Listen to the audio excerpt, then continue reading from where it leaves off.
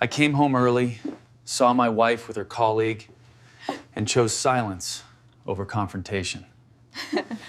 That Friday I came home early, thinking about a quiet dinner, but the lights were on and I heard laughter. Not her usual laughter, but something lighter, sharper. I froze in the hallway. Her voice drifted from the living room. "You're impossible," she said, teasing. A man's voice answered, low and familiar. My stomach clenched. I peeked at the hallway mirror and saw them. My wife, Nadia, curled on the couch, her hand resting on his knee. The man was Kareem, just a colleague, the one she told me not to worry about.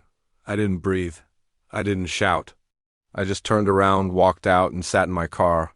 20 minutes later, Kareem left, smiling at my wife as he walked away like a man who'd won a prize.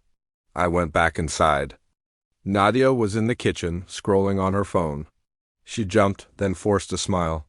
"You're home early," I just said. "I saw—" Her smile faded. "Saw what?" "You don't have to pretend anymore," she sighed like I was a child. "It's not what you think." I nodded. "You're right, it's worse." She crossed her arms. "You've been distant for months." "Always tired." Kareem listens to me. I let out a short, quiet laugh. "So did I for 12 years?" She didn't answer. That night, I slept in the guest room.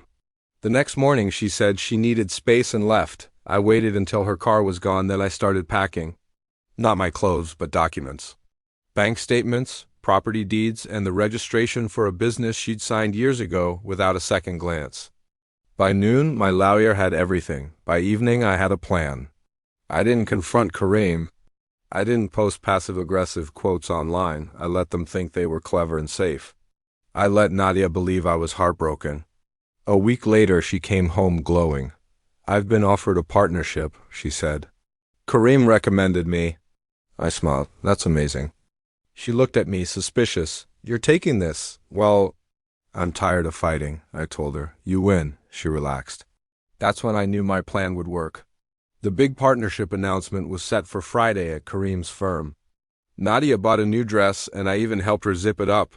"You don't have to come," she said. "I want to," I replied. At the event, Kareem played the perfect host, shaking my hand with pity in his eyes. Nadia stood beside him, radiant. When it was time for speeches, Kareem went on stage, talking about ambition, loyalty, and trust. Then he announced Nadia as the newest partner. The room erupted in applause. That's when I stood up. "I'm sorry," I said calmly, "but before we celebrate, there's something the board should see."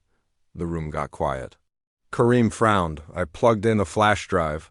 The screen behind him lit up with financial records.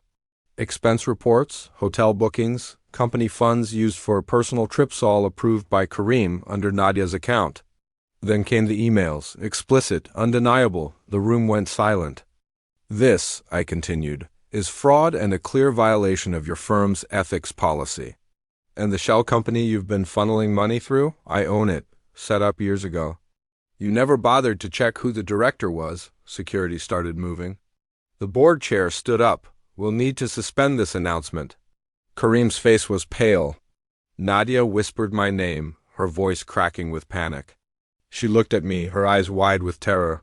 "You said you were done fighting." "I am," I said softly. "This isn't a fight.